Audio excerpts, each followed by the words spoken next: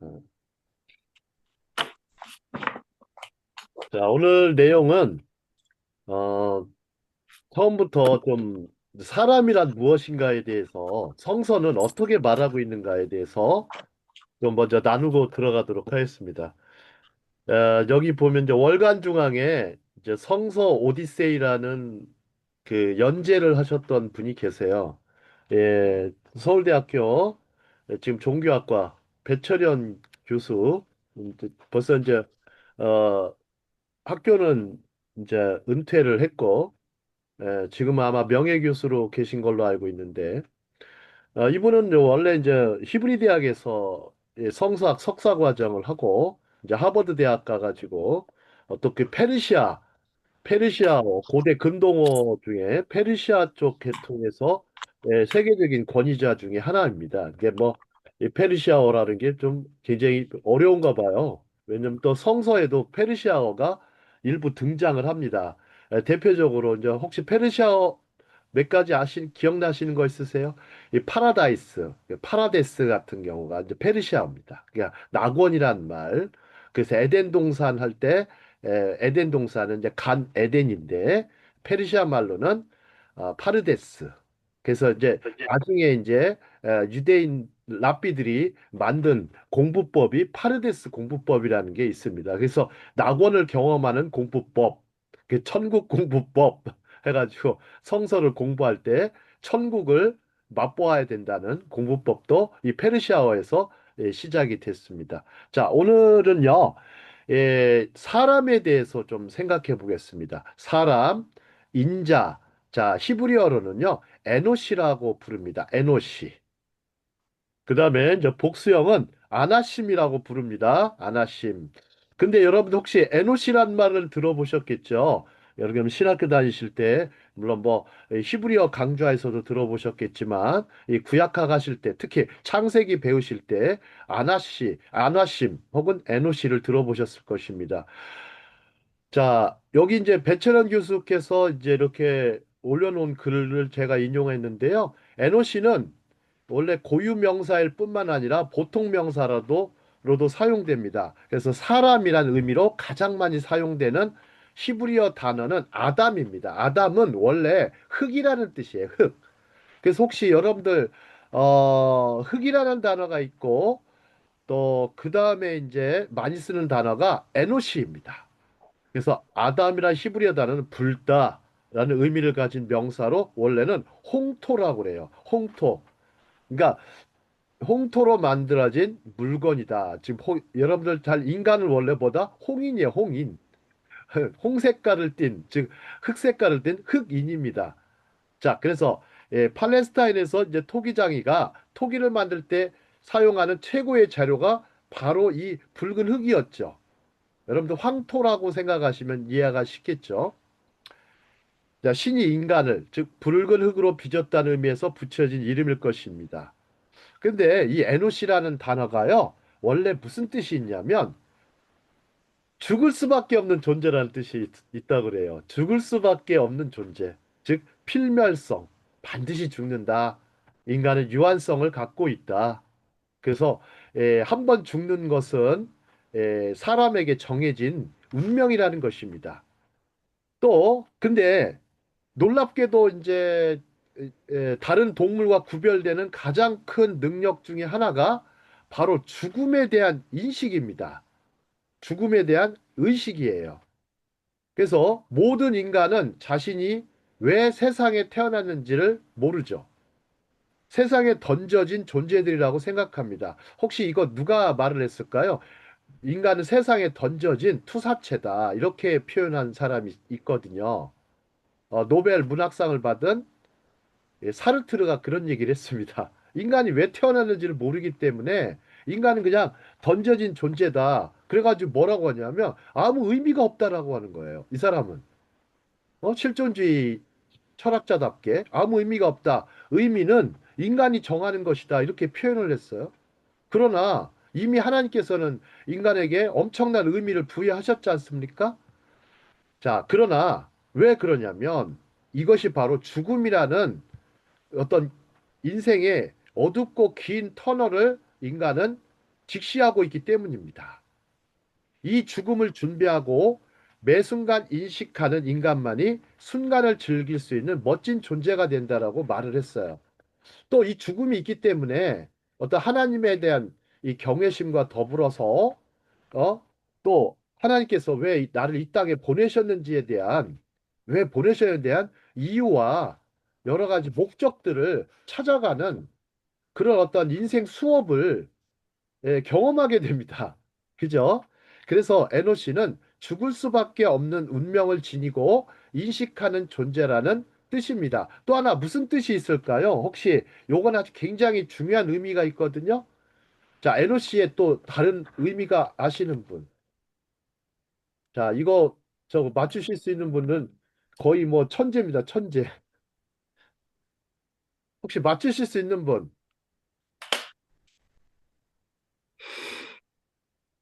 자, 원래요. 이 에노시가 무슨 뜻이 있냐면 질문하는 존재라는 뜻도 있다고 해요. 질문하는 사람, 질문하는 존재가 에노시입니다. 여러분들, 인간은요, 이 죽을 수밖에 없는 존재이면서 질문하는 존재라는 것입니다. 질문하는 존재.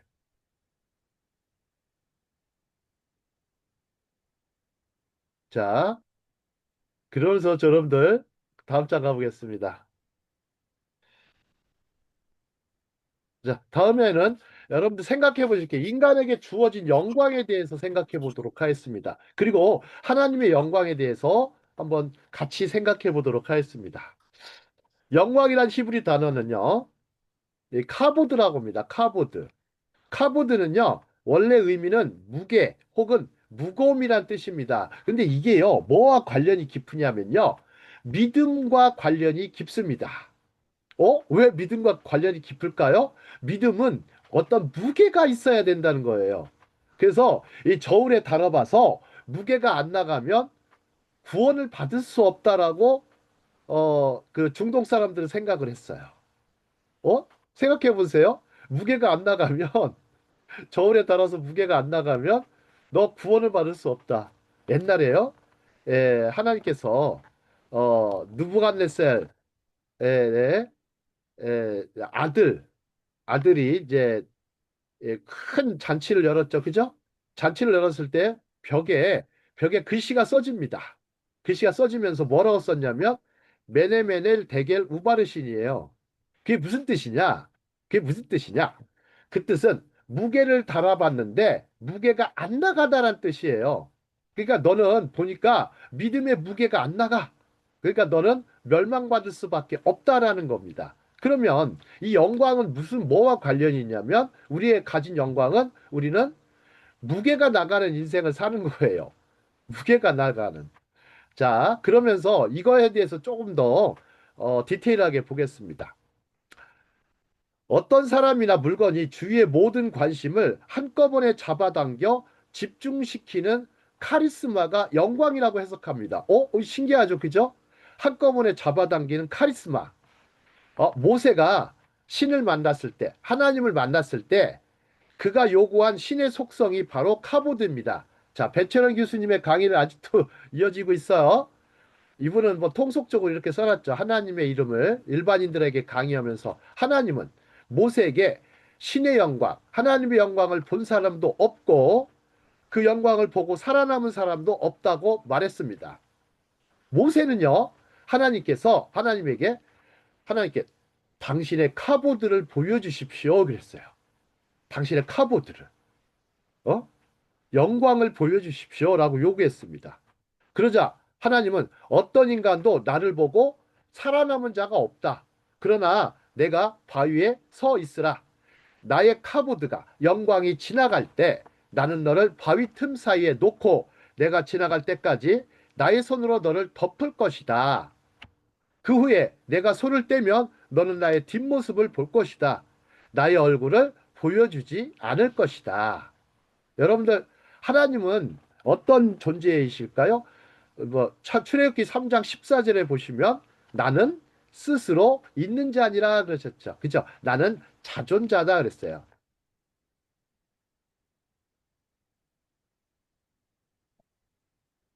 그러니까 나는 스스로 있는 자는 아니 하야 배, 아니, 하야. 이런 뜻이에요. 그게 무슨 얘기냐? 자, 하나님은 하야라는 단어를 써요. 있다라는 단어는 무슨 얘기냐면, 스스로 있다라는 단어는 무슨 얘기냐면, 있다의 의미는 히브리어로 살아있다라는 뜻입니다. 그러니까 나는 살아계신 하나님이다. 살아있는 하나님이고, 스스로 있는 하나님이세요. 그러니까 그 의미가 있습니다. 여러분들, 하이가 살아있다라는 의미입니다. 그래서 여러분들 하나님의 이름이 어떤, 원래 이름이 뭡니까? 함부로 부르면 안 되죠. 야훼 하나님이세죠. 야훼. 야훼가 유드, 헤이, 바브, 헤이예요. 유드, 헤이, 바브, 헤이가 원래 살아있다는 의미에서 먼저 시작됐어요. 하이하고 관련 있죠. 그래서 우리 하나님은 살아계신 하나님. 그래서 죽으신 산자의 하나님이다. 이렇게 표현을 하죠. 예수님께서도. 그렇기 때문에 이 하나님께 대한 인식을 할 때 우리가 살아계신 하나님, 지금도 살아서 역사하시는 하나님을 우리 생각을 먼저 해야 됩니다. 자, 모세가 그 질문을 던졌죠. 그죠? 아니, 당신을 누구라고 하겠습니까? 당신을 어떻게 누구라고 소개하겠습니까? 출애굽기 3장에서. 그러니까 나는 스스로 있는 자 아니라 이렇게 알려라. 이렇게 하셨죠. 그러면서 하나님은 또 히든 갓, 숨어 계시는 하나님이시죠.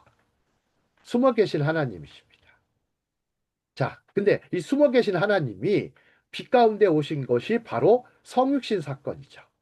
그죠? 성육신 사건. 그것이 바로 영광이라는 것입니다. 영광. 여러분들 영광이요. 그런 것이에요. 자, 다음 장 보겠습니다. 그러면 영광이란 단어는 신약 성서에서는요. 그리스어 뭐라고 번역되죠? 독사입니다. 발음이 뭐 여러분 뱀 독사를 생각하실 것 같은데 독사입니다. 예전에 제가 철학 수업을 들을 때, 종교 철학 수업을 들었을 때, 처음에 이제 저는 잘 몰랐어요. 이게 뭐 영광이 헬라어 그리스어로 독사라고 하시더라고요. 그때 대학교 2학년 때인데, 이 독사라는 단어, 그래가지고 제가 질문했어요. 왜 배모고 발음이 같습니까? 그랬더니 나도 몰라. 그러셨던 게 생각이 나는데, 자, 그리스어 독사는요, 뭐냐면요, 의견, 평판, 영광이란 의미입니다. 오, 신기하네요. 자, 사람이 자신이 속한 사회에서 지니는 명성을, 페임을 독사라고 부릅니다. 여러분들 각자의 명성들이 있을 겁니다. 사람들은 예를 들어서 어떤 회사의 대표다. 아니면 나는 정치권의 누가 대표다. 나는 어디 협회의 대표다. 이런 것들은 명성이죠. 또 연예인이다 그래도 명성이 있죠. 이것을 바로 헬라어는 독사라는 말로 표현하는데요. 원래 의미가 또 눈부심, 밝음이란 의미를 포함하기도 합니다. 이 밝음. 그래서 여러분도 혹시 이 밝음이 일어났던 사건은 가장 큰 영광의 사건 중에 하나가 예수님의 탄생 스토리입니다. 예수님의 탄생 이야기에서 잘 나타나죠. 자, 하늘에 이제 별이 반짝이었죠. 그죠? 반짝이는 별이 베들레헴 어느 산 중에서 멈췄습니다. 주님이 주님의 영광이 그들 위로 비쳤습니다. 그들이 이제 겁을 내면서 겁을 냈죠. 천사가 말했죠. 두려워하지 말라. 내가 기쁜 소식. 모든 사람이 누릴 기쁨을 너에게 가져왔다라고 합니다. 이때 독사를 처음 목격한 자는 예루살렘에 있는 유대인들이 아니라 멀리 페르시아에서 별을 관찰하던 그 당시는요, 조로아스터교 사제들이었다고 그래요. 마귀들이었다. 마귀들이었죠. 원래 마귀들은 하늘의 천체들의 움직임을 관찰하는 천문학자라고도 할 수 있고요. 또 점성술사라고도 할 수 있어요. 여러분들 이 점성술이요. 어마어마합니다. 우리 요즘은 이 점성술 무시합니까? 안 합니까? 요즘은 무시하죠.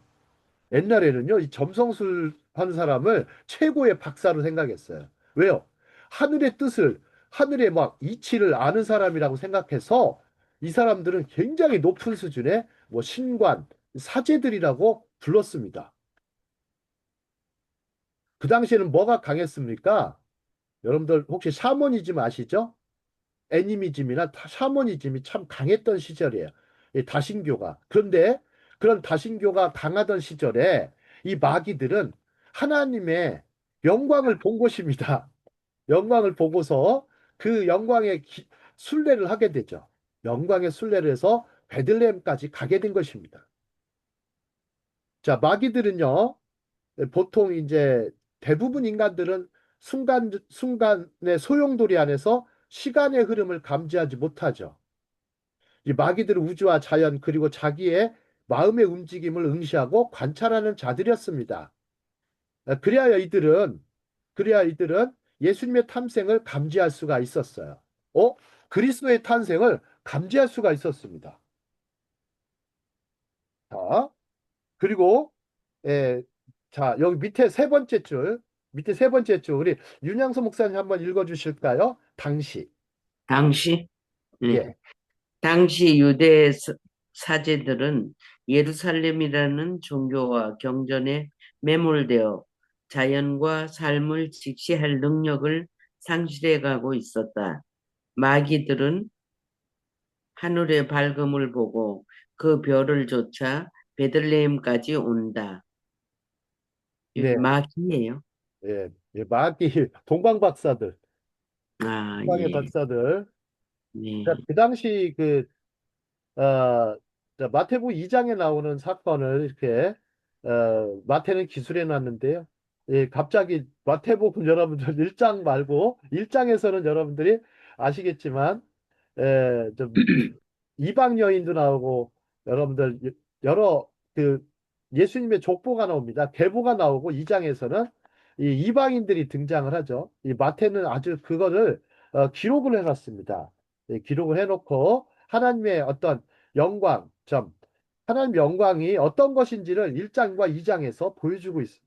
자, 여기 한번 보시죠. 여러분들 이제 동방박사에 대한 그림, 구유에 나신 예수님에 대한 모습인데 참, 이 크리스마스를 생각할 때마다 우리는 참 이런 예수님의 영광을 볼 줄 아는 그런 좀 영안이 있어야 되겠습니다.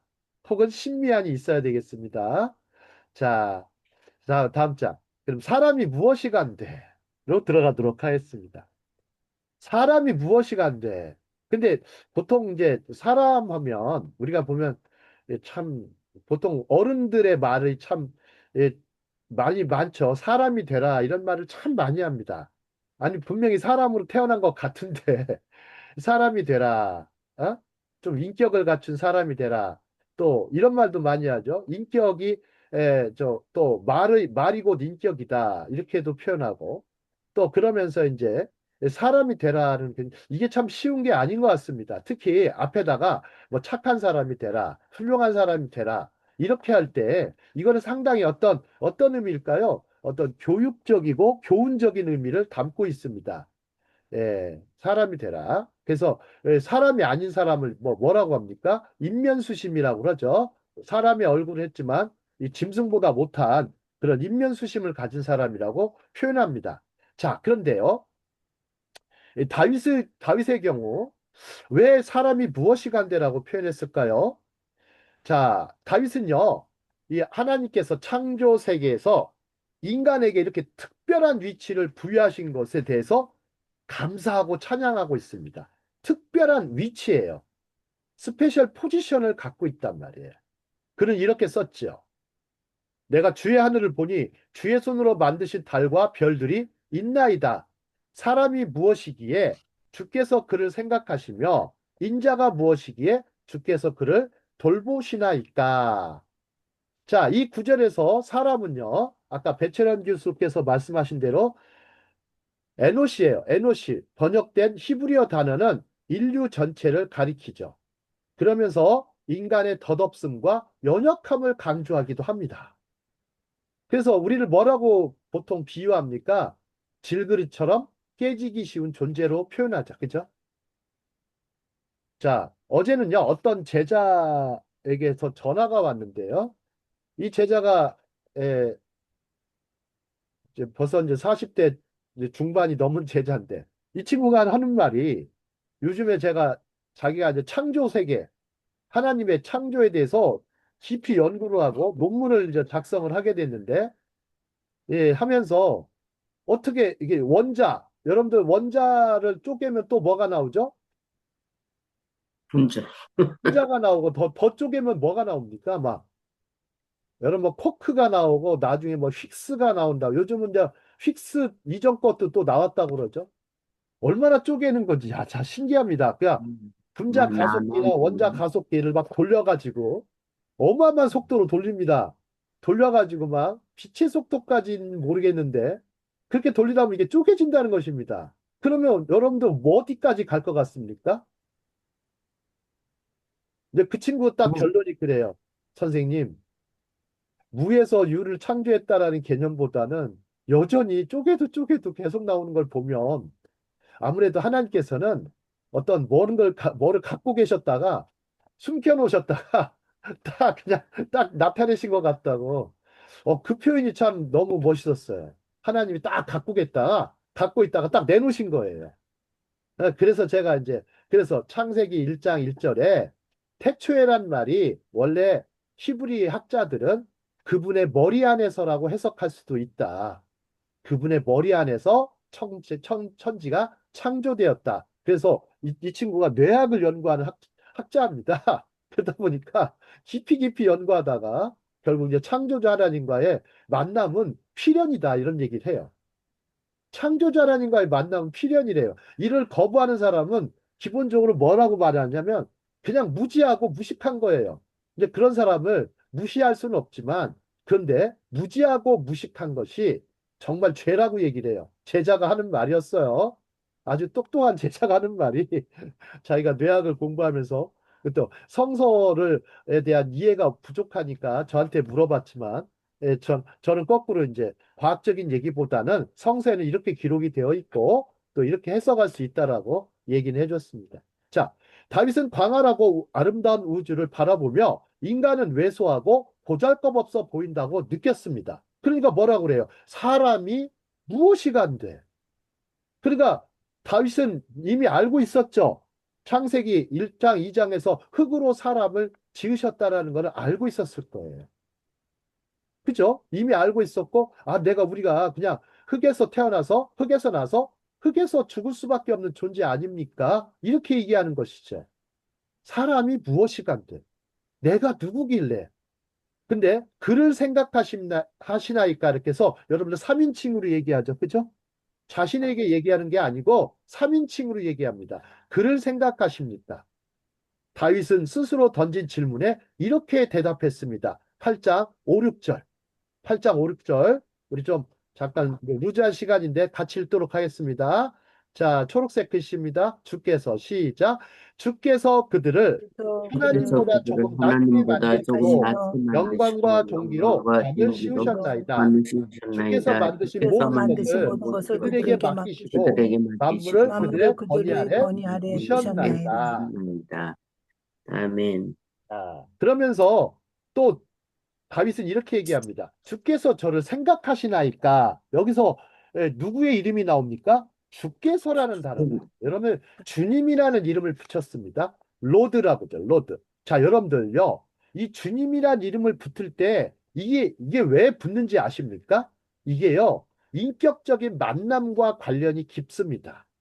여러분들요. 우리가 보통 하나님의 존재, 신의 존재를 이야기할 때는 어떤 하나님 있다 없다, 존재하신다 안 하신다 이거에 대한 얘기를 할 수 있지만 우리가 인격적인 만남을 할 때는 어떻게 되는 겁니까?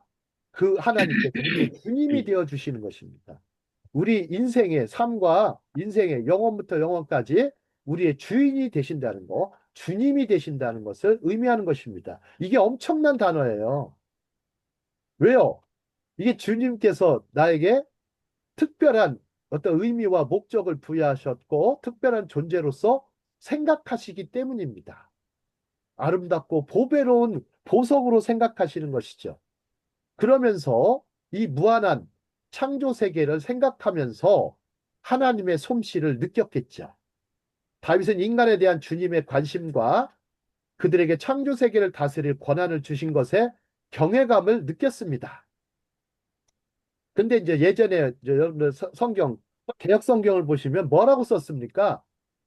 어떤 번역에서 천사보다 조금 낮게 했다고 나왔어요. 저도 어렸을 때 그렇게 배웠습니다.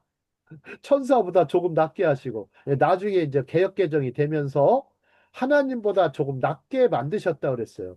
그러면 어떤 얘기예요? 우리가 아주 신성한 존재라는 뜻도 되는 것이죠. 신성한 존재. 근데요, 하나님께서는 우리에게 어떤 일을 맡겨주셨냐면, 창조 세계를 다스릴 권한을 주신 것입니다. 창조 세계를 다스릴 권한. 그래서 시편 8편 4절은 창세기 1장 26절을 보시면 삼위일체 하나님께서, 즉 우리 하나님께서 인간을 자신의 형상대로 모양대로 창조하시고 모든 창조 세계를 다스릴 권한, 그런 어떤 청지기적인 직분을 주신 결정을 떠올리게 됩니다. 자, 이건 무슨 얘기냐? 이거는 이제 성경적 교리라고 할 수 있어요. 교리. 즉, 하나님께서 처음부터 인간을 땅 위에 당신의 대리자로 만드시고 당신의 이름으로 모든 피조물을 다스리도록 하셨다는 것이죠. 이 땅에서. 예. 자, 그러면 이제 사람이 무엇이 간데 주께서 저를 생각하시나이까? 그 다음 구절은 인자가 무엇이 간대로 나옵니다. 여러분, 인자는요, son of man이에요. son of man. 사람의 아들이에요. 자, 여러분들, 이게 무슨 얘기입니까? 사람의 아들. 여러분들, 아담과 하와가, 예, 둘이 혼인을 하고 자식을 낳았죠. 누구의 형상대로 낳습니까? 사람의 형상대로 나와요. 그죠? 그래서 사람이 자신을 닮은 자녀들을 낳기 시작하죠. 그죠? 우리도 마찬가지입니다. 우리와 닮은 자녀들을 나타나. 너는 누구 닮았니? 이렇게 표현을 어렸을 때부터 많이 듣는데요. 자, 이제 사람의 모양대로 나오죠. 이제 그렇게 기본적인 그런 것들을 보통 이제 히브리식 개념으로는 인자라고도 표현하긴 하지만 요 인자에게는 또 다른 의미도 담겨 있습니다. 어떤 의미요? 특별한 의미가 있어요. 자, 시편 8편 4절에서는요. 주께서 잠시 동안 뭐라고 했냐면 그들을 천사와 조금 낮게 하시고, 다른 어떤 성경입니다. 자, 성경의 해석에 좀 차이가 있지만 영광과 존귀로 관을 씌우셨으며 만물을 다스리게 하셨도다 했습니다. 자, 만물을 다스리게 하셨다라는 것은 아무것도 빠짐없이 다스리게 하셨다는 뜻이죠. 여러분, 만물이라는 게 뭡니까? 거의 모든 것이 아니라 아무것도 빠짐없이 다스리는 존재라고 나왔어요. 그럼 여기 다스리다라는 뜻을 해석을 잘못해가지고 여러분들 어떻게 해석을 했을까요? 옛날에 자칫해서 정복하라 막 다스리라 해가지고 뭐 식민지 지배에 아주 그냥 근본이 되는 말씀으로 핵심되는 구절로 여겼던 역사도 있었습니다. 중세시대. 혹은 중세시대 이후에 계몽주의 시대 혹은 지리상의 발견 시대 때는요, 그걸 그렇게 해석을 해가지고 막 정복하는 걸로.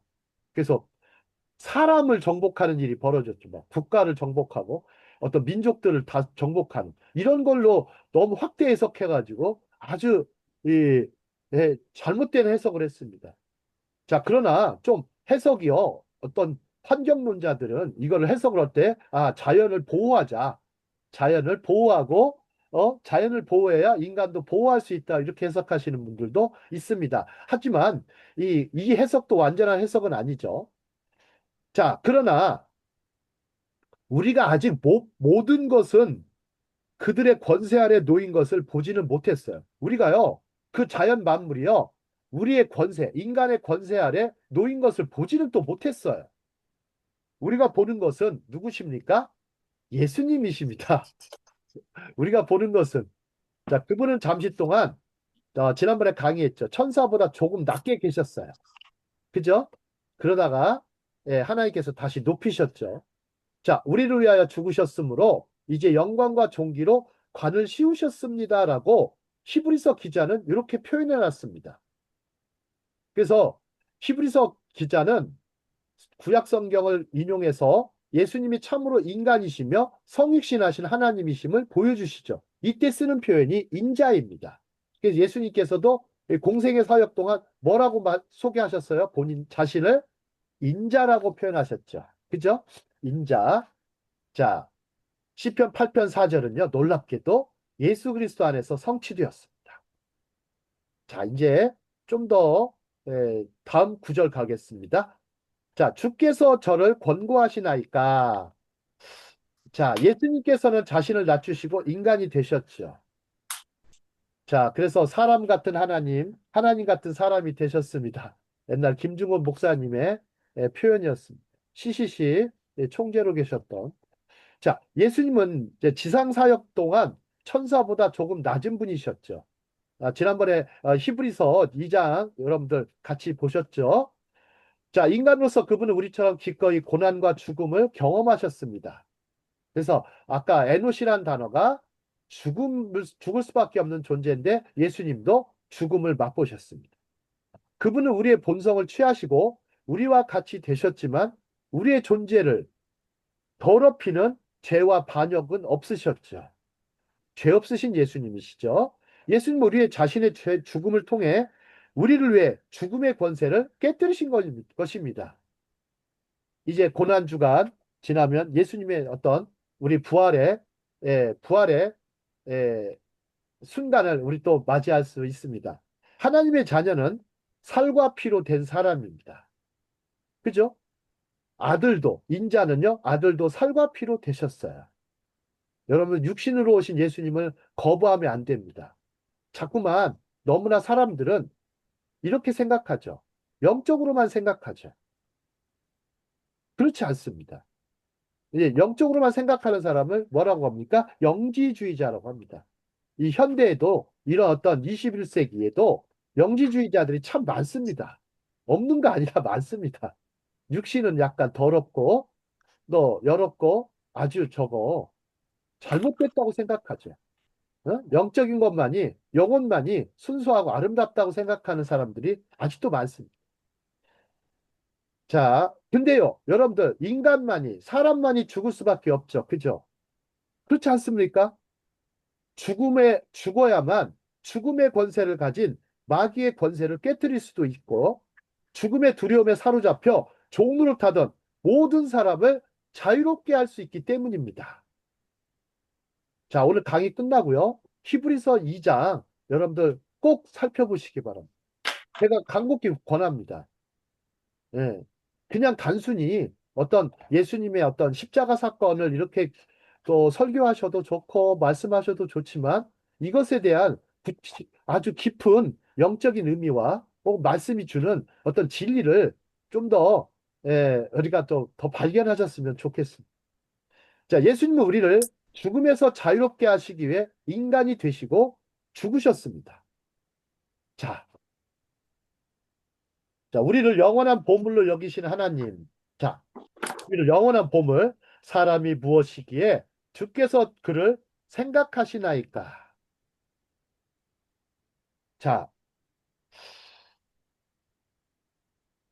자, 이거는 좀 여러분들 좀 잘 생각해 볼까요? 그 당시 다윗은 어디에 있었습니까? 그 당시 다윗은요. 어디에 있었습니까? 광야에 있었을 것입니다. 그죠? 광야에서 있어요. 그래서 시편이 광야에서 온 시편이다 이런 말도 많이 하죠. 그럼 여러분들 광야하면 광야 사건을 생각해 보셔야 됩니다. 이 광야는 황량하고 아주 무서운 곳이죠. 또 짐승이 부르짖는 곳이고 언제 어디선지 위험이 도사리고 있고요. 무엇보다도 이 다윗은요 쫓기는 신세가 있었죠. 그 다음에 광야에는 먹을 것과 마실 것들이 턱없이 부족하죠. 그죠? 예, 그리고 또 얼마나 낮과 밤의 온도차도 심해서 정말 광야는 사람이 지내기가 너무나 어렵죠. 자, 그런 곳 가운데 이스라엘 백성들은 40년 동안 광야에 있었습니다. 근데 그런 광야에서 하나님이 어떻게 하셨어요? 그들을 만나셨죠. 그리고 호위하시고 보호하시며 눈동자같이 지키셨습니다. 이 말씀이 어디에 나옵니까? 신명기 32장 10절에서 나옵니다. 신명기 32장 10절. 그 다음에 스가랴 2장 8절은 좀 이따 보도록 하겠습니다. 자, 그러면 이 다윗은요, 이, 이 질문을 던져요. 다윗은 질문을 많이 모세와 같이 질문을 던지면서 이 질문을 던지면서 놀라운 발견을 했습니다. 여러분들 질문하면 답을 찾는다고 생각하시죠? 답이 아니라 저 메모해 놓으세요. 발견을 합니다. 질문을 하면 발견하고 발견되어지는 것입니다. 이 답을 찾는다 이렇게 하는 것은 우리의 학습적인 구조고요. 학습 구조고요. 이 하브루타는 어떤 질문에 대해서 어떤 답도 있겠지만 이 발견하는 것입니다. 깨닫는 것입니다. 자, 겉보기에는 보잘것없어 보이는 인간일지라도 하나님 보시기에 얼마나 존엄하고 귀한 존재인 것을 보여주는 것입니다. 그러면서 여러분들 생각해 보시는 거, 열등감은 그러면 잘못된 것입니까? 아닙니까? 열등감.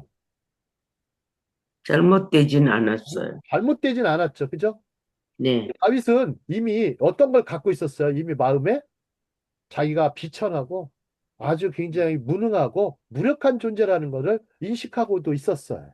잘못된 건 아니지만 지나치게 열등감을 계속 갖고 산다면 그거는 결국 잘못된 것일 것입니다. 그죠? 자, 하나님은 우리의 미천한 모습에도 불구하고 우리를 크게 존귀하게 여기시며 심지어 창조 세계를 다스릴 권세까지 주셨죠. 더 나아가서 우리는 하나님의 관심의 중심, 하나님의 눈동자와 같은 존재임을 알 수 있습니다. 왜 눈동자라는 표현을 썼을까요? 우리 강릉의 윤양서 목사님 왜 눈동자라는 표현을 쓸까요? 예. 자, 눈동자가 참 희한하죠. 이 몸에서요, 참 참 희한한 크고. 부분이 눈동자인데요. 이게 눈동자가 어떻게 뭐 좌우로 움직이고 돌아가는 게 너무 신기해요. 물론 옆을 볼 때는 고개를 돌려야 되겠지만, 그죠? 위로 보일 수도 있고 아래도 볼 수 있고 그때는요 고개를 움직이죠, 그죠? 고개를 이게 움직이는 많이 돌아가는 사람이 있어요, 각도가. 예. 아 180도밖에 못 보는 사람이 있고, 더 볼 수 있는 사람이 있고.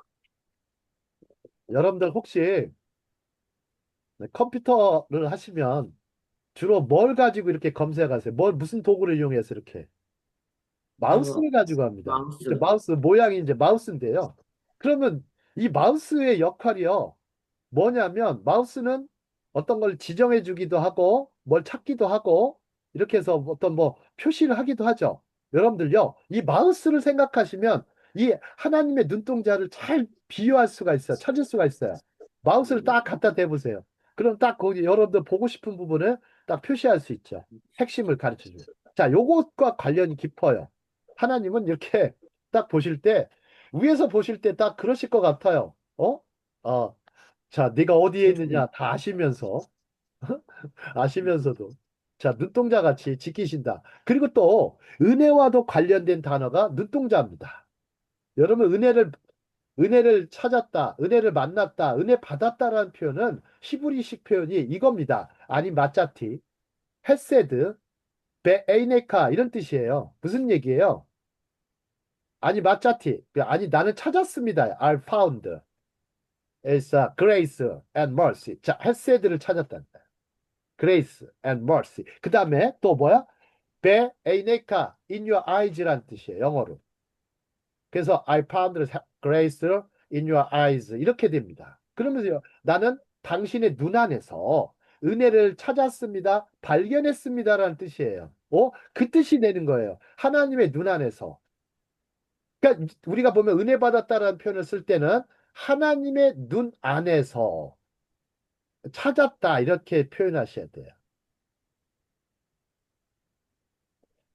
자, 우리 이제 스가랴 2장 8절은 좀 특이한 말씀이 나옵니다. 특이한 말씀이라기보다는 아주 굉장히 신비한 말씀이 나와요. 스가랴 2장 8절. 누가 한번 찾으셔서 읽어주실까요? 스가랴 2장 8절.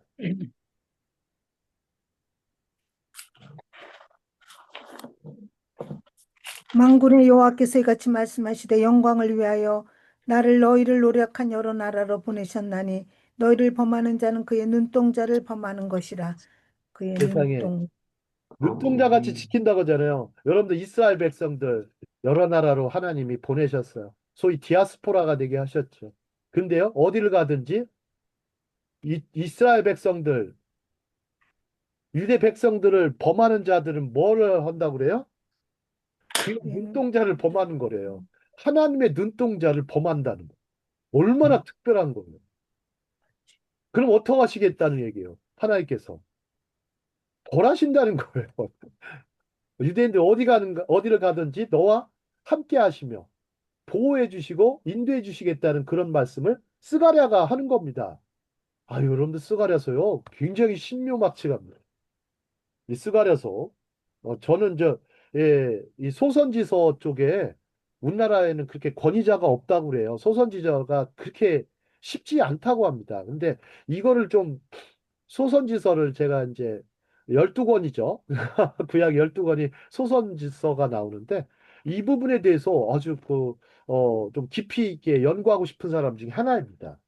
너무 좀 외면을 많이 받아가지고 소선지서 이렇게 하긴 하지만 그러나 스가랴 2장 8절을 보니까 하나님이 어떻게 눈동자 같이 보시고 또 항상 뭐라고 하셨습니까? 이사야서 내가 너를 지명하여 불렀다고 하셨잖아요. 지명하여서 딱 찍어가지고 너희 불렀고 너희를 왕 같은 제사장 거룩한 나라를 만드셨다고 하셨죠. 그런 민족을 괴롭히고 못 살게 굴면 어떻게 된다고요? 하나님의 눈동자를 범하는 것이라고 여기셔서 하나님께서 특별히 그런 일을 행하시는 것이죠. 여러분 에스더서 보시면 그걸 느끼실 수 있죠. 그죠? 최후의 아말렉인 하만을 멸하시잖아요. 하만과 하만의 가족들을 다 멸하십니다. 유대인들이 다 진멸당할 수밖에 없었는데도 그때 그래서 여러분들 제비뽑기라고 하는 그 푸림절이 그래서 생긴 거거든요. 자, 그런데요. 거기에 에스더서는 놀랍게도 하나님의 이름이 단 한 번도 나오질 않아요. 숨어 계신 하나님. 근데요, 이 푸림절 때가 되면 유대인들은 가면을 써요. 가면, 이 가면 무도회를 해요. 가장 무도회. 그래서 마치 가면을 쓰신 하나님의 페르소나를 느낄 수가 있어요. 페르소나. 여러분들, 그래서 이거를 깊이 연구한 사람이 누군지 아세요? 페르소나라는 말을 처음 쓴 사람. 칼융이에요, 칼융. 이 칼융이 왜 위대하냐? 바로 이 애써서 공부나 이 숨어 계신 하나님에 대한 그런 어떤 깊은 터치를 했던 사람이에요. 아주 기독교 심리학의 대가죠. 예, 물론 저기에 제자긴 하지만 이 칼륨과 더불어 이 얼마나 대단합니까? 이 세 사람. 그죠? 아들러까지. 알프레드 아들러. 어? 프로이트의 그 두 사람, 두 제자가 아들러는 유태인이었고, 예, 저기 칼융은 크리스찬이셨죠. 예, 이 사람들이 만든 심리학을 보세요. 지금도 세계적인 심리학의 5대 인물 아닙니까? 3대 인물로 꼽히지 않습니까? 자, 그런 분들이 기초적으로 삼은 게 뭡니까? 성경입니다. 여러분들 그래서 성경과 심리학을 뗄 수가 없어요. 근데 수많은 이제 많은 심리학자들이 성경을 외면하고 심리학을 공부하니까 좀 뭐라 그럴까 상당히 많이 조금 왜곡된 면도 있고 좀 뭐랄까 좀 관점의 폭이 너무 좁은 것 같기도 합니다.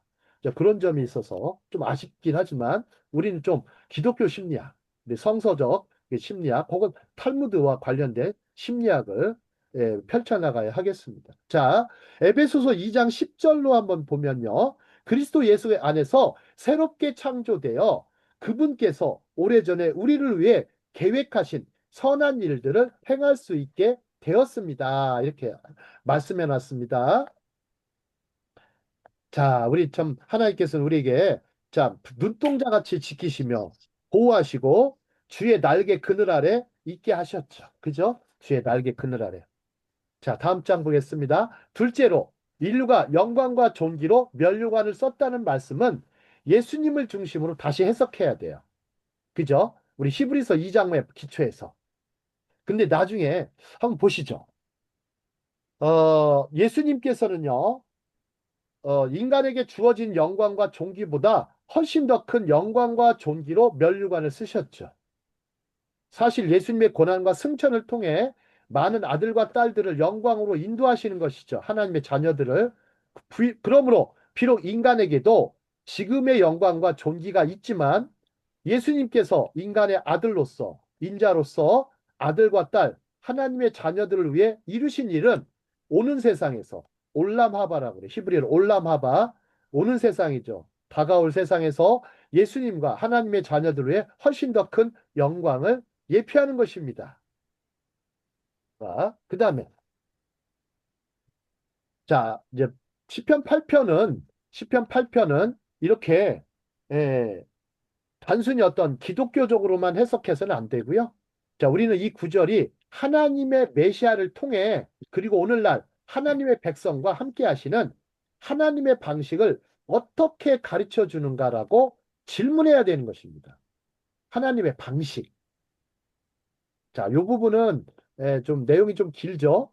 제가 내용이 긴데요. 잠깐 하나만 보겠습니다. 예를 들어서 시편 8편은 하나님께서 어린아이들이나 인간을 통해 예상치 못한 방식으로 역사하시는 것을 찬양하고 있습니다. 그죠? 찬양하고 있어요. 그렇다면요. 저는 이렇게 생각해요. 시편 8편은요. 이렇게 또 믿습니다. 또한 하나님께서 가장 약하고 예상치 못한 수단인 십자가를 통해 자신의 위대한 능력을 나타내신 것을 생각하며 하나님을 예배하도록 인도할 수 있지 않을까요? 정말 그렇지 않을까요? 하나님의 미련함이었다고 그러죠. 십자가는. 그죠? 고린도서를 보면 1장을 보세요. 하나님의 미련함이 인간의 지혜보다 낫다라고 했습니다. 십자가는 하나님의 미련함이에요. 하나님의 미련함. 자, 그러면서 또한 또 생각해 보실까요? 하나님께서 이 세상에서 약하고 보잘것없는 사람들을 통해서 자신의 교회로 삼아 주셨죠. 그리고 그런 사람을 제자로 삼으시고 이 땅에 청지기로 직분을 주셔서 그것을 알려주지 않을까요? 또한 하늘에 있는 하나님의 창조물을 둘러볼 때, 즉 해와 달들을 보시죠. 여러분들 천사도 보시죠. 하나님께서 인간을 그토록 돌보신다는 사실에 여전히 놀라야 하지 않을까요? 놀랍죠. 그죠? 놀랍죠. 자, 이런 부분에 여러분들까지 보셔야 됩니다. 자, 다음 장 보겠습니다. 시편 8편과 히브리서 2장 5, 8절은 인간의 통치권에 초점을 맞추고 있죠. 바울은 시편 8편 6절을 예수님과 구체적으로 연결했어요. 예수님과 구체적으로. 자, 그럼 어떻게 연결을 했을까요? 우리 고린도전서 15장 27절, 28절 보겠습니다. 바울은 어떻게 이 성경 구절을, 시편을 어떻게 연결했는지에 대해서 보시면, 자, 15장 27절, 28절. 자, 누가 한번 읽어주실까요? 고린도전서 15장 27, 28절. 만물을 그의 발 아래 두셔서 하셨으니 만물 아래에 둔다 말씀하실 때 만물을 그 아래에 두시니가 그 중에 들지 아니한 것이 분명하도다. 만물을 그에게 복종하게 하실 때에는 아들 자신도 그때 만물을 자기에게 복종하게 하신 이에게 복종하게 되리니 이는 하나님이 만유의 주로서 만유 안에 계시려 하심이라. 아멘. 네. 자, 사도 바울은요, 만물을 그의 발 아래에 두셨다, 이렇게 표현했어요. 이게 시편 8편 6절을 인용한 겁니다. 자, 참 재밌어요. 자, 인자 대신 어떤 예수님 아래 두었다라는 것인데요. 또 우리가 또 인자죠. 그죠? 사람이죠.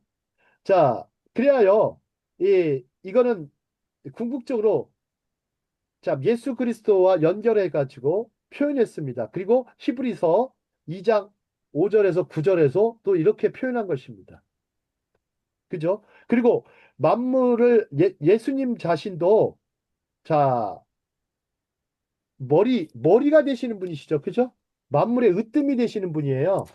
만물을 그에게 복종하셨으니까 하게 하셨으니까 이걸 뭐라고 그러냐면 공동체적 머리 되심과 공동체적 대표라는 성경적 개념을 이해하는 것입니다. 그래서 이 개념에서는 한 명의 대표자가 많은 사람을 대신하여 행동할 수가 있는 것입니다. 법적인 용어입니다. 그래서 창세기 3장 15절 첫사람이 아담이 죄를 지었을 때 하나님은 여자의 씨, 즉 어떤 의로운 인류와 뱀의 배후에 있는 악한 세력의 씨, 불의한 인류 사이에 싸움이 있을 것이라고 말씀하셨습니다. 그러나 여자의 시에서 그가 나와서 이때 그는 단수로 되어 있습니다. 언젠가 저주를 뒤집고 뱀의 배후 세력을 물리칠 것이라고 하셨습니다. 이것이 창세기의 복음입니다. 따라서 3장 15절은 인류 전체와 인류를 구원할 단 한 분의 구원자를 모두 언급하고 있습니다. 이 구원자는 마지막 아담이신 예수님이시죠. 그래서 고린도전서 우리 15장 42절, 45절 한번 읽어보실까요?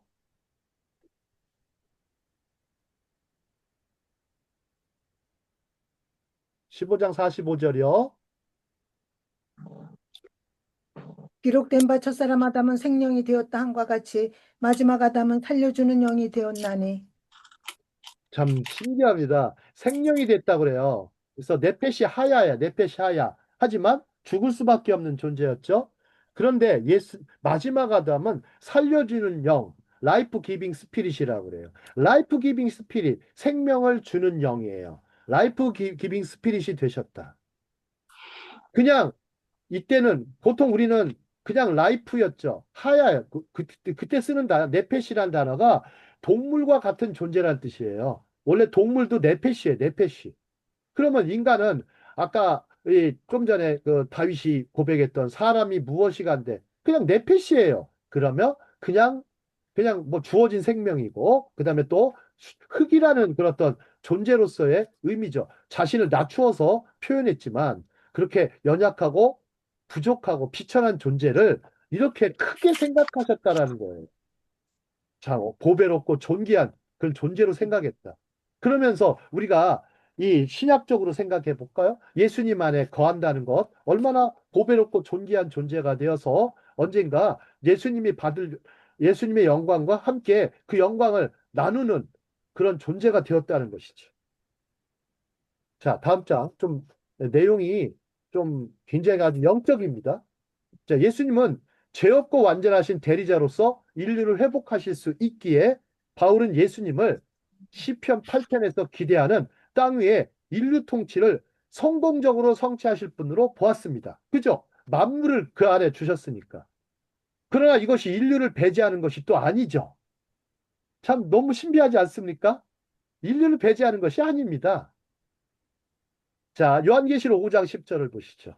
우리 요한계시록 5장 10절. 주께서 예수님을 믿는 자들을 나라로 삼으셨으니 그러죠. 그들이 땅 위에서 다스릴 것이다. 나라로 삼으셨다는 거예요. 여러분들 나라, 레퍼블릭, 뭐 공화국, 랜드 이렇게 뭐 하실 수도 있겠지만 주께서 그들을 나라로 삼으셨다 그랬어요. 또한 요한계시록 2장 26절, 27절과 3장 21절을 보면 믿는 자들이 땅 위에서 예수님의 왕국 통치에 참여하게 될 것이라는 생각을 가르치고 있어요. 그렇다면 시편 8편의 성취는 인류 전체에게 적용되는 것일까요? 아니면 예수님께만 적용되는 것일까요? 답은 둘 다가 되는 것입니다. 여러분 한쪽만 너무 치우치시면 안 돼요. 좀 균형 잡힌 시각을 갖고 시편 8편을 대해야 되는데요. 여러분들 시편 8편 그동안 대충 읽으셨거나 그냥 어? 그냥 표면적으로 읽으셨죠. 근데 심층적으로 읽으려니까 어려웠던 것입니다. 하지만 심층적으로 읽으려면요, 여러분들 다른 어떤 이 시편을 인용한 어떤 사도 바울과 히브리서 기자의 말씀을 같이 아울러서 봐야 되고요. 또 창세기, 토라를 또 보셔야 됩니다. 그래서 창세기 시편 8편과 창세기 1장 26, 28절을 성취하시고 그분과 연합한 자들과 함께 통치하실 것입니다. 자, 이제 또 다음 장 가겠습니다. 참, 이렇게 시편 8편 가지고서 굉장히 아주 내용이 길어졌는데요. 시편 8편은 신약 성경에 4번 인용되었어요. 그래서 성경 전체에 줄거리를 이해하는데 중요한 메시지를 전달하고 있어요. 성경의 핵심을 아주 줄거리를 이해하는데 중요한 메시지를 전달하고 있어요. 자, 마태복음 21장 16절을 보실까요? 그때는 예수님은 시편 8편 2절의 원리를 이용하여 하나님께서 어린아이를 통해 진리를 말씀하시고 지혜로운 자들을 부끄럽게 하실 것이라고 말씀하십니다. 나머지 세 구절은 시편 8편 6절에 초점을 맞추고 있습니다. 히브리서 2장, 고린도전서 15장, 에베소서 1장입니다. 저희가 살펴보지 않은 게 에베소서 1장 22절입니다. 혹시 에베소서 1장 22절 한번 볼까요? 에베소서 1장 22절. 자, 에베소서 1장 22절에 보시면 또 만물을 그의 발 아래 복종하게 하시고 그를 만물 위의 교회의 머리로 삼으셨느니라. 아멘. 자, 23절도 읽어주실까요, 목사님? 교회는 그의 몸이니 만물 안에서 만물을 충만하게 하시는 이의 충만함이니라. 세상에 충만함, 참, 예, 이 공부를 하다 보니까 제가 그냥 마음이 그냥 충만해집니다. 자, 죄와 타락으로 말미암아 인간은 스스로 시편 8편의 소망을 이룰 수가 없습니다. 그렇죠? 동의하시죠? 시편 8편의 소망을 이룰 수 없어요. 인간은 죄와 타락으로 인해서. 인류는 지금도 그렇습니다. 지금도. 나고 태어나는 지금 저기들 세대까지. 다음 세대가 또 있겠죠. 오는 세대까지도 시편 8편의 소망을 이룰 수가 없습니다. 현 세대도 마찬가지고요. 여러분들의 현 세대는요, 지금 광야에 있다고 생각하시면 어떨까요? 여러분들 세대가 지금 광야에 있다. 지금 광야가 있다. 언젠가는 가나안 땅으로 들어가야 되는데 요단강 저편에 있다고 생각해 보십시오. 그러면 여러분들의 내가 나라는 사람이 어떻게 가야 할지를 어떻게 해야 될지를 찾을 수 있을 것 같아요. 근데 그런 인식이 없이 그냥 주어진 대로 흘러가는 어떤 이 흘러가는 세월의 그 흐름대로만 살아간다면 우리는 시편 8편의 소망을 이룰 수가 없을 것입니다. 그러나 인류가 창조 세계를 다스리게 되는 것은 궁극적인 인간이시며 마지막 아담이신 예수님으로 말미암아 이루어질 것입니다. 자, 아멘입니다. 자, 그다음에 그러니까 이 다윗은 아무래도 바위 위에 올라가서 이 시편 8편을 이렇게 딱 부르짖었을 것 같아요. 자, 그럼 여러분들요. 그러면 랍비들은 이 시편 8편을 어떻게 해석했는지 궁금하시죠? 예? 미드라시를 보셔야 됩니다. 저희는 뭐 너무 저희가 뭐, 이건 우리가 당연한 거야. 이렇게 여기실 수 있겠지만, 아직 그 예수님을 그리스도로 어떤 메시아로 발견하지 못한 사람들은요, 다른 해석을 합니다. 한번, 이런 것들도 좀 참고 삼아 보시면 좋을 것 같아요. 자, 한번 보시죠. 미드라시 테일림이라고 있어요. 테일림은 시편인데요. 시편 주석을 미드라시라고 그래요. 시편 강해서를. 그러니까 우리가 보면 강해의 역사는 유대인들로부터 시작은 됐어요. 하지만 자, 미드라시 테일림에 따르면 히브리서 원문 5절부터 10절까지는 하나님께서 세상을 창조하실 때 이스라엘의 의인들을 가리키며 천사들이 하나님께 드린 질문들을 담고 있다고 표현해 놨어요. 여러분 이러면 또 헷갈리실 수 있지만 그렇지 않아요. 사람이 무엇이 간데 주께서 그를 생각하십니까? 어째 여러분들 천사들도요. 여러분들 천사들이 하나님의 어떤 이 창조물이죠. 그죠? 하지만 이들은 뭐를 못합니까? 생육하고 번성하는 번성. 번성하고 정복하고 다스. 다스리고 땅에 충만할 수가 없어요. 그죠? 그거는 근데 그래서 천사들이 시기를 했다라는 거예요. 사람이 무엇이 간데 천사가 시기한 건지 흠모한 건지 주께서 그를 생각하시나이까. 그러니까 가장 많이 시기한 천사가 누구예요? 천사장 누구예요? 가브리엘, 예, 가브리엘. 가브리엘인가요? 루시퍼일까요? 사탄이 루시퍼, 있었죠, 그죠? 맞아요, 루시퍼. 사탄이 그냥 이거에 아마 너무 열받았을 것 같아요. 그래서 그래서 세상 임금이 됐죠, 내려와서 임금이 돼가지고 이 세상의 임금은 사람들을 이제 괴롭히는 것이죠, 그죠? 괴롭히는 것입니다. 근데 누가 이렇게 얘기했는지 모르겠지만 사람이 무엇이 가도 주께서 그를 생각하십니까? 그러니까 이거는요. 창세기 아브라함입니다. 아브라함이 19장 보시면 19장 보시면 하늘의 무뼈를 보게 하시면서 너희 자손이 이와 같이 될 것이다. 아브라함에게 엄청난 영광을 주셨습니다. 그죠? 엄청난 여러분 축복이란 단어보다 위에 올라가는 단어가 영광입니다. 그렇죠? 영이 아주 보면 그 영광인데 자, 그리고 인자를 주께서 기억하셨다. 이건 뭐냐면 이는 하나님께서 사라를 기억하신 결과로 태어난 아브라함의 아들 이삭을 가리킨대요. 이 사람들. 해석이 참 재밌어요. 인자 아니냐, 사람의 아들 이삭. 그러나 주께서는 그를 하나님보다 조금 못되게 하셨습니다. 안 되게 하셨다. 이는 얼룩무늬 반점 점박이 양떼를 만들 수 있었던 야곱을 가리키는 말이라고도 해요. 저 해석이 재밌네요. 여러분들 그 이거 저기 이거 있잖아요. 갑자기 양떼, 염소, 점박이, 뭐 얼룩무늬 이런 양떼를 만들어낼 수 있었던 야곱은요. 여러분들 이거 유전학적으로 맞다 틀리다 이렇게 말씀하시는 분이 있는데 그게 아니고요. 여러분 유전학적으로 해석하시는 분들이 많은데 하나님이 개입하신 거예요. 하나님이 개입하셔서 그렇게 역사하신 거예요. 아시겠어요? 여러분들 성경 해석 엉터리로 하시는 분들이 많은데 과학책으로 자꾸 접근하시는 분이 있어요. 자꾸 이 어떤 기독교가 자꾸만 과학으로 자꾸 가요. 합리적으로. 그렇게 되다 보면 우리는 뭘 잃어버려요? 진실을 잃어버려요. 하나님의 진실을. 예. 하나님이 개입하신 거예요. 그죠? 여러분 어떻게 이 과학으로 설명할 수 있겠어요? 여러분들 그러니까 인간의 과학과 하나님의 과학을 구분하셔야 돼요. 아시겠어요? 그리고 우리가 또 무엇보다도 하나님의 또 이렇게 표현하면 어려운데 하나님의 과학 안에서 우리가 만들어진 존재예요. 그래서 우리가 보면 합리성이라고 할 때는요, 네 가지 종류가 있어요. 의외로. 자, 보실까요? 합리성이 아예 없는 거, 무합리성. 그 다음에 합리성이 약한 약합리성이 있고요. 강한 합리성이라 해서 강합리성이 있어요. 그 다음에 그걸 넘어가는 합리성이 뭐라고 그러죠? 초합리성이라고 하는 거예요. 이것이 있어요. 여러분 합리성을 얘기할 때, 아, 저 사람 합리적인 존재야. 자, 윤양성 목사님, 네. 사람을 판단할 때 합리적이라고 표현할 수 있겠습니까? 여기 현대인들 보세요. 합리적이세요? 저 판단의 기준에 들어가죠. 저는요, 죄와 범죄를 하는 사람한테 합리적이라고 표현하는 거가 너무 마땅치가 않아요. 그런 사람은. 얼마나 음, 불합리합니까? 그죠? 예, 얼마나 그러기 법되게 때문에, 불합리해요. 그죠? 그렇기 예, 때문에 우리가 나가 저 사람은 참 합리적이야, 이성적이야 이렇게 붙이는 것 자체가 인간에 대한 오히려 잘못된 관점이에요.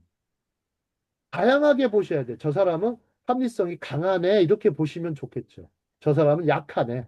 하지만 어떤 면에서 보면 아예 합리성도 없는 없는 경우도 있죠. 그때그때 다른 것 같아요. 사람은 어떻다 딱 정의를 내리기가 그래서 어려운 것 같아요. 그- 그래서 그게 죄송하지만 그게 용어로 합리적이다, 논리적이다 이렇게 표현하지 그렇죠. 그걸 그렇게 표현하는 거지. 그 사람 100% 그런 올인을 가지고 있는 사람이 없잖아요. 그러니까 한자 어휘로 하면 그래서 적이라는 예, 전미사가 그렇죠. 가서 적일 붙는 수밖에 거죠. 없는 거예요. 그러니까 약하다, 강하다 이 정도만 알 수가 있지. 참 합리성을 갖췄다. 이렇게 붙이면 형이라는 이제 큰일 말보다는 나죠. 형이라는 말. 자, 그러니까 야곱이 이거를 누가 질문했냐면 그저께 저한테 질문해가지고 어떤 목사님이 저한테 질문을 해요. 그러니까 목사님 이거를 그렇게 유전학적으로 해석하시냐고 생물학적으로 그게 아니라 그거는 그렇게 아니라 여러분 한번 생각해 보시죠. 이삭의 탄생 여러분들 생물학적으로 판단하실 수 있겠어요? 물론 그런 부분이 없는 건 아니죠. 양떼가 태어나려면 양에서 나오죠. 그죠? 개미에게서 개미가 나오죠. 뭐 그렇죠? 그렇지 않습니까? 그거에 대한 합리성은 있어야죠. 하지만, 하나님이 이삭을 주신 것은 어떤 거예요? 전적으로 창조주의 손길이에요. 개입이고. 네네네. 아시겠어요? 그죠? 아멘입니까? 아멘. 자, 네. 그래서 우리에게 뭘 요구하는 거야? 믿음을 요구하시는 거야. 자꾸만. 정말 좀 제발 좀 믿어라. 제발 좀 믿어라. 자, 그리고 그에게 영광과 존귀의 면류관을 씌우셨다라는 표현은 이는 얼굴이 빛났던 모세를 가리킨다고 그래요. 모세가 막 빛났죠. 모세는요, 태어날 때부터 빛난 것 같아요. 용모가 준수했다고 그러죠. 예. 음, 막 용모가 준수한 아이를 보면서 부모의 얼굴이 막 빛났겠죠. 얼마나 빛났죠. 자, 주께서 그에게 주의 손으로 만드신 모든 것을 다스릴 권세를 주셨다. 이는 해와 달을 멈추게 한 여호수아를 가리킨다라고도 해요. 해와 달을 이렇게 표현하는데 좀 재밌죠, 해석이요? 그죠? 해석이 재밌습니다. 자, 두 번째 보겠습니다. 이제 여호수아를 가리킨다고 해놓고 이제는 주께서 모든 것을 그의 발 아래에 두셨다는 다윗을 가리킨다. 자, 그의 적들을 그 앞에서 쓰러뜨렸죠. 그의 발 아래. 사무엘하에 보면. 자, 그리고 양과 소 그 모든 것들은요. 이는 짐승의 언어를 이해했던 솔로몬을 가리키는 말이다. 이렇게 표현을 했어요. 참. 그리고 들짐승들은 삼손이나 다니엘을 가리키는 말. 하늘의 새들은요. 엘리야를 가리킨다. 왜? 엘리야가 까마귀로부터 음식을 받았죠. 그죠? 세상을 누리면. 그리고 바다의 물고기들은 뭡니까? 요나를 가리킨다. 이렇게 가르쳐 놨어요. 음, 미드라시 테일림에. 그리고 바다를 건너셨다. 이런 표현, 건넜다 표현은 이스라엘 백성이 마른 땅으로 바다를 건넜다. 여러분 해석이 되게 아주 저는 아주 해석이 재밌어가지고 제가 인용한 겁니다. 이제 한국 책에는 없어요. 한국 책에는 없으니까 네, 그렇게 보시면 되고. 자, 오 주님, 우리 주님, 온 땅의 주의 이름이 얼마나 영광스러운지. 이와 같이 천사들은 결론지었다고 하죠. 주께서 기뻐하시는 일을 하십시오. 주의 영광은 주의 백성과 주의 자녀들과 함께 거하는 것입니다. 이 결론은 참 좋네요. 결론은 참 버킹검이네요. 그죠? 결론은 아주 너무 좋습니다. 네, 자, 셰익스피어가 얘기했죠. 결론이 좋으면 다 좋은 거예요. 이렇게 하는데. 자, 자, 이제 보겠습니다. 그 다음에 이제 요 부분이 좀 어려워가지고요. 제가 한번 이 소타라는 탈무드 소타 30장에 있습니다. 16절에 현자들은 랍비 요세의 하겔 릴리가 가르친 바라타에서 다음과 같이 가르쳤습니다. 자, 유대 민족이 바다에서 올라왔을 때 홍해를 건너왔죠. 그들은 하나님께 감사의 노래를 부르기로 결심했습니다. 그들은 어떻게 이 노래를 불렀을까요? 아기가 어머니의 무릎에 누워 있거나 젖을 먹고 있을 때 하나님의 임재를 보게 되면 아기는 목을 곧게 펴고 젖을 입에서 떼고 이렇게 노래했다고 그래요. 이분은 나의 하나님이시니 내가 그분을 찬양하리라. 성경에 기록된 대로 어린아이와 젖먹이 입에서 주께서 힘을 내셨나이다. 자, 여러분들 저 아기를 보면 참 신비합니다. 정말 그죠? 이 말도 못하는 아기. 여러분들 제일 신기한 게 어떤 건지 아세요? 자, 아기의 입에서요. 언어가 터져 나올 때가 참 제일 신기하고 아름답다. 특히 어떤 말 했을 때. 여러분들 뭐 주로 어떤 말 했을 때? 아, 엄마라는 말에 좀 감격하죠. 맘. 아빠들은 그 아빠라는 말에 그냥 눈물이 펑펑 쏟아지죠. 그 얼마나 사랑스럽습니까? 그리고 나중에는 아빠가 원수가 돼. 키우다가 나중에는 이제 왼수가 되지만 한 4살, 왼수가 돼. 5살까지는 괜찮죠. 왼수가 돼, 왼수. 예, 점점 더 틈이 벌어지잖아요. 근데요, 그래도 끝까지 그 사랑의 그 부모의 왜 그런가 했더니 부부가 서로 깊이 사랑하지 않으면 틈이 자꾸만 벌어질 수밖에 없다고 그러더라고요. 제가 하, 제 자식들을 하버드와 여기 보내신 뭐 그분의 스토리가 재밌어요. 사교육을 한 번도 안 시켰는데 비결이 뭐냐고 부모에게 물어보지 않고 자녀에게 물어봤대요. 어떤 심리학자, 교육학자가 자녀에게 물어봤대요. 세 명한테. 세 명이 다 하버드를 간 거예요. 미국인 부모입니다. 미국인 부모인데 참 신기한 일이죠. 이게 어떻게 갔느냐 이걸 떠나 하버드에 가게 된 그거가 이들에게 그 영광이 아니고 부모는 항상 사랑한다는 말을 아끼지 않았다고 했다. 한 번도 사교육을 받아본 적이 없고 I love 부모의 you. 말은 부모는 뭐라고 했냐면 선생님을 사랑하라고 그랬대요. 선생님을 사랑하라. 난 그 말이 참 멋있는 것 같아요. 선생님께 잘 들어라 이런 말 표현 쓰지만 선생님을 사랑하라. 그리고 하나님을 맞아요. 사랑하라. 늘 그 쉐마 가르치고 부부가 서로 사랑하는 모범만 보였다. 그리고 공부를 강요하지 않았답니다. 한 번도 다.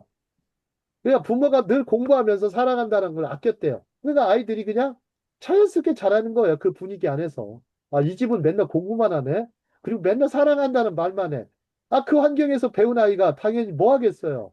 근데 밖에 나가 보면 어때요? 밖에 나가 보면 완전히 적어져. 그러나 이 가정이 그런 가정이면 마치 얼마나 좋겠습니까? 하나님께서 그 가정을 눈동자같이 지키시고 보호하시고 인도하시며 축복하는 거 당연한 거 아니겠습니까? 전 당연하다고 생각해요. 뭐 당연한 게 아니라 은혜였어 이렇게 하지만 하나님께서는 그러실 것 같아. 그냥 당연하게 하실 것 같아요. 야, 저 집 내가 축복 안 하면 안 되겠구나. 나 그런데 맨날 그냥 쌈박질만 하고 맨날 그냥 투정만 하고 그냥 맨날 저러면 나 도구 파이트 되면 어떻게 되겠습니까? 도구 파이트. 영어로 도구 파이트. 이게 무슨 얘기예요? 무슨 말로 해석하면 개판인지 평상시에 소판, 일주일에 한 번은 대판. 빌드. 예. 그리고 결국엔 나 어떻게 그러니까 자녀들과 부모가 틈이 벌어지고 부부가 틈이 벌어지고 또 그 이웃과도 틈이 벌어지니 그 틈이 벌어지면 배부른 결국 범죄하고 그렇게 되는 거 아닙니까? 그러면서도 하나님은 또 오래 참으시죠. 또 그렇습니다. 자, 부모에게도 갖춰야 될 게 오래 참음이고 부부가 갖춰야 될 것도 오래 참음이고 부모와 자녀 간에도 오래 참음이 아주 사랑의 중요한 결정적인 단어라고 저는 생각합니다. 사랑은 언제나 오래 참고 오래 참고 거기에 언제나라는 단어를 쓴 거예요. 사도 바울이 오래 참고. 자, 온유하며 뭘 보면서 참으라는 건가 보면요. 저는 가끔 그런 얘기합니다. 싸울 때 보면 아기가 태어났을 때 생각해봐요. 그리고 결혼할 때 웨딩 마치 생각해봐라. 그리고 무엇보다도 하나 또 기쁜 날 생각해보면 참 좋겠죠. 그죠? 기쁜 날. 아, 대학에 합격했을 때. 아니면 그런 것도 좋고요. 그 다음에 또 아니면 뭐 나중에 결혼 자녀를 낳아서 또 자녀가 출가해서 자녀를 낳아 또 손녀를 낳았을 때 얼마나 기쁩니까? 그런 기쁨의 순간을 떠올리면 나머지 것들은 그냥 상쇄가 되는 것 같습니다. 근데요, 그것보다도 그걸 때 안 떠올리고 그냥 자꾸만 내게 잘못된 거 불만만 자꾸 떠올리면 결국 무너지죠. 예, 그래서 범사에 뭐라고 했습니까? 감사하라. 감사하라. 그래서 감사하라. 언제나 오래 참고 한번 적당하세요. Always 언제나 오래 peace. 참고 범사에 감사하자. 이것만 딱 가지면 아, 이 험한 세상 잘 살아갈 것 같습니다. 언제나 오래 참고 범사에 감사하고 그 다음에 또 하나 또 있죠. 쉬지 말고 기도하고 그 다음에 항상 항상 기뻐하라. 기뻐하고 이렇게 되면 좋겠습니다. 자, 자 캐트보트에 보면 이런 게 있죠. 캐트보트 참 이 탈무드를 워낙 우리가 모르지 않습니까? 이제 그 제가 중간중간 이렇게 탈무드 원전의 이제 해석본을 가지고 얘기하는 겁니다. 해석본을 가지고 하는 거지. 제가 뭐 우리나라에는 해석본이 하나도 없어요. 왜 판권을 안 줘가지고 어느 누구도 이거를 해석할 수가 없어요. 근데 영어판은 지금 나와 있어요. 영어판은 그것도 다 전체가 나온 건 아니고 일부만 나왔어요. 자, 땅의 창조에 관해서 그의 손이 마른 땅을 만드셨나이다라는 표현이 나와요. 손가락으로. 보통 우리는 말씀으로 지었다 얘기하잖아요. 그죠? 이 손가락은 여러분들 손가락에 표현할 때 손가락은 요드라고 그래. 요드. 요드. 요드라고도 하고 야드라고도 해요. 야드, 요드. 여러분들 야드가 히브리어예요. 요드가 있는데요. 하지만 만드셨다라는 말은 복수형으로 쓰인 것이 아닙니까? 라고. 이게 만드셨다가 복수형이에요. 자, 그러면 복수형을 쓸 때 그의 손가락을 가리키는 말이에요. 여러분들 손가락이 보면 복수형 손가락이 몇 개입니까, 여러분들?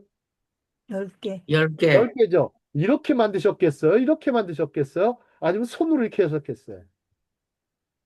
여러분들 시스티나 성당에 가보면 아담의 창조가 있죠. 그죠? 하나님이 손가락으로 딱 대니까 아담도 손가락으로 같이 대죠. 그죠? 예, 미켈란젤로의 저도 한번 봤는데 참 아마 미켈란젤로는 이 시편 8편 혹은 시편 95편을 인용했을 것입니다. 주의 손가락으로 지으신. 자, 그래서 이 랍비 이차크가 이렇게 얘기합니다. 복수는 그의 손가락을 가리키는 것입니다. 왜냐하면 내가 주의 하늘을 볼 때 주의 손가락으로 만드신 달과 별들을 볼 때 주께서 세우셨느니라 라고 기록되어 있기 때문입니다. 이렇게 해놨어요. 자, 그리고 랍비 예호시와 벤 레비는 이렇게 말했습니다. 모세가 토라를 받으러 승천했을 때 그를 섬기던 천사들이 거룩하신 하나님 앞에서 이렇게 말했습니다. 우주의 주인이시여 여인에게서 난 자가 우리 가운데서 무엇을 하고 있습니까? 이렇게 얘기를 해요. 이건 전승이에요. 전설, 레전드예요. 거룩하신 하나님께서 그들에게 이렇게 말씀하셨습니다. 그는 토라를 받으러 왔다. 천사들이 그분 앞에서 다시 말했습니다. 토라는 당신께서 세상 창조 974세대 전에 감추어 두셨던 숨겨진 보물입니다. 그런데 당신께서 그것을 육신을 가진 사람에게 주시려 하십니까? 제가 창조 얘기할 때 하나님께서 감춰놓다가 짠하고 나타나셨다라는 표현을 썼죠. 자, 시편 105편 8절에 그가 천대에 이르도록 명하신 말씀이라고 기록되어 있습니다. 여러분, 천대라는 개념을 쓰는데요. 자, 이거 아마 영원부터 영원까지의 개념이 맞는 것입니다. 자, 하나님의 말씀인 토라가 첫사람 아담 이후 26세대에 주어졌으므로 나머지 974세대는 창조 이전이었음을 알 수 있습니다라고 합니다. 그러면서 얘기합니다. 시편 8편 5절에서는 사람이 무엇이기에 주께서 그를 생각하시며 인자가 무엇이기에 주께서 그를 생각하시나이다 라고 기록되어 있습니다. 오히려 주 하나님 주의 영광이 온 땅에 영광스럽도다. 주의 영광 위엄이 하늘 위에 있도다 라고 해야 합니다. 그죠? 자, 2절에서는 주의 영광, 주의 어미가 하늘 위에 있다고 해야 됩니다 했죠. 하나님의 어미 뭡니까? 그게 바로 말씀이죠. 토라가 있어야 돼 합당한 자리는 하늘입니다 라고 하는 것이죠. 자, 이렇게 얘기를. 자, 그러면서 샤밧 목사님, 9장으로 가면 또 놀라운 목사님, 말씀이 나와요. 모세가 다시 물었습니다. 모세도 질문하는 사람이었어요. 제가 성경을, 목사님, 아까 조금 전에요. 예, 그 앞에 그 시편 8편 5절이 아니라 이 4절입니다. 예, 4절, 예. 아, 예, 4절, 예. 아, 예, 그럼, 예, 5절에는 그랬는데 예. 4절에는 사람이 무엇이기에 주께서 그를 생각하십니까? 아, 히브리어 본문은요, 히브리서 본문은 좀 절이 달라요. 절수가. 예를 아, 들어서 그래요? 시편의 18편 보면 1절에 뭐라고 표현하죠? 시편 18편, 예, 1절에 어, 여호와는 나의 힘이시니 내가 나의 예, 힘이신 여호와는 나의 여호와여 내가 힘이시여. 주를 나의 힘이신 사랑하나이다. 여호와. 그렇죠? 요게 우리 성경은 2절로 1절이 돼 있고요. 히브리어 본문은요. 그게 2절로 되어 있어요. 히브리어 텍스트에는. 그래서 여기는 8편 5절이 그렇게 되어 있어요. 그래서 미즈모로 내 다비드 있죠. 악장이다. 뭐 주는 뭐 그것이 1절로 되어 있어요. 히브리어 본문에는. 나중에 이제 그거 한번 살펴보시면 되겠습니다. 너메라. 예. 노메로. 샤밧 89편에 보면 89장에는 당신들은 어떤 우상을 숭배하기 때문에 이런 특별한 경고가 필요한 것입니까? 또 무엇이 기록되어 있습니까? 라고 하였습니다. 거룩하신 분, 자, 하나님께서 그렇게 말씀하셨죠. 안식일을 기억하여 거룩하게 지키라. 자, 모세가 천사들에게 물었죠. 당신들은 노동을 하기 때문에 휴식이 필요한 것입니까? 모세가 다시 물었어요. 또 무엇이 기록되어 있습니까? 너희 하나님 여호와의 이름을 망령되이 부르지 말라. 일컫지 말라. 이는 거짓 맹세를 하는 것이 금지되어 있다는 뜻입니다. 또 모세가 천사들에게 물었습니다. 당신들은 서로 사업을 하기 때문에 예, 거짓 맹세를 하게 될 가능성이 있습니까? 여러분 사업하는 사람들이 거짓 맹세 많이 하나 보죠. 모세가 다시 물었죠. 또 무엇이 기록되어 있습니까? 거룩하신 분께서 그에게 말씀하셨습니다. 내 부모를 공경하라. 또 모세가 천사들에게 물었습니다. 당신들에게는 부모가 있어서 부모를 공경하라는 계명이 적용됩니까? 모세가 다시 물었습니다. 또 무엇이 기록되어 있습니까? 하나님께서 모세에게 말씀하셨습니다. 살인하지 말라, 간음하지 말라, 도둑질하지 말라. 모세는 천사들에게 물었습니다. 너희 중에 시기심이 있거나 이 계명들을 무효로 만들 악한 마음이 있느냐? 천사들은 즉시 거룩하신 하나님께서 백성에게 율법을 주신 것이 옳은 결정임을 인정했습니다. 그래서 시편 8편 10절에 보면 우리 하나님 주의 이름이 온 땅에 영광스럽나이다 라고 기록되어 있는 것처럼 주의 위엄이 하늘 위에 있도다라는 구절이 없는 것은 천사들이 땅 위의 백성들에게 율법을 주는 것이 합당하다고 하나님과 의견을 같이 했기 때문입니다. 이렇게 나와요. 이게 이제 유대교의 그 전설이기도 하고 전승입니다. 전승인데, 자, 우리가 보면 이제 십계명을 주셨다, 토라를 주셨다, 이런 것들, 그 토라를 주실 때 하나님께서 십계명 주실 때 어떻게 하셨습니까? 손가락으로 새겨가지고 주셨죠. 그죠? 딱 새겨서 주시는 거예요. 불꽃 같은 불꽃으로 딱 주신 거예요. 그래서 불꽃 같은 하나님의 말씀이죠. 자, 이제 마지막 장입니다. 자, 이제 시편 8편의 1절하고 10절이 같은 말씀으로 이루어져 있죠. 그죠? 수미상관 형식을 갖추었다고 하는데, 자, 영어로 보시면 아주 참 좋죠. O O Lord, Lord, our Lord, how 어, majestic is your Lord, name. how In all the earth, majesty you have is set your you glory have set above the your heavens. glory above the the earth, heavens. 예, 이렇게 되죠. Psalm 8:1. 자, above the heaven. 우리 여기 옆에 보면 찬양단이 있습니다. 찬양팀이 있는데요. 찬양팀은 이 찬양팀의 이름은 시편 8편입니다.